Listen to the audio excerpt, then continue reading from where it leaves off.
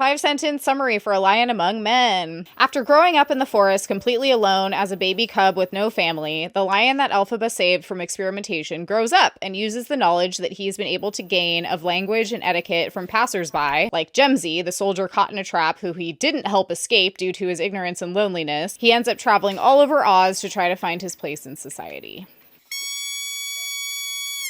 1. The lion goes on his first journey to find Jemsy's parents to give them his Medal of Honor after his death, but accidentally comes upon a town under siege because Oz and Munchkinland are in a civil war, where he inadvertently aids in the capture of trolls that are being exploited for their labor and resources. But because of his reputation as a sympathizer to the wizard, he moves to Shiz and becomes a fairly successful art dealer by luck, chance, and the elite class's perception of him.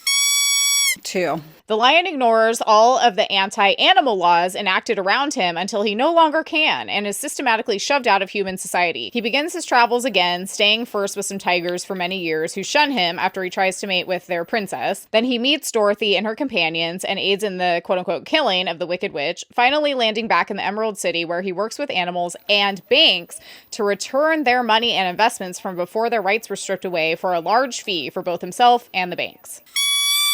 3. The Oz government realizes what he's doing, but rather than blame the banks, they scapegoat the lion, who ends up with a plea deal, rather than prison time, to work as a government informant to go track down Yackle to see if she can lead them to the Grimmery, or at a minimum, give the government any additional information about the Throp sisters, or perhaps any challengers to royalty, like Nor and Lear Lear's child, who all have royal claims. And in his deposition with Yackle, the lion recounts his entire life story, while Yackle explains that she was born an old woman with no history, whose only purpose seemed to be acting as a quote-unquote guardian angel to the Throp sisters, for it was only the green elixir Nanny gave her that gave her powers, and before that, she was just a fraud.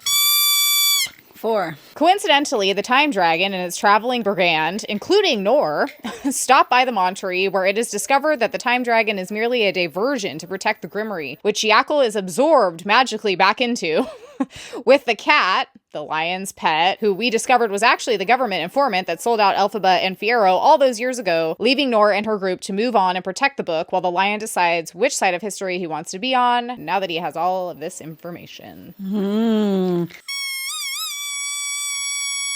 That was pretty good. Yeah. I'll save that. Hopefully it came across. It's hard. All right. There we go. Good job. Thank Hopefully you. that helped you guys out there that are kind of like, what? Okay. Or need a refresher, whatever.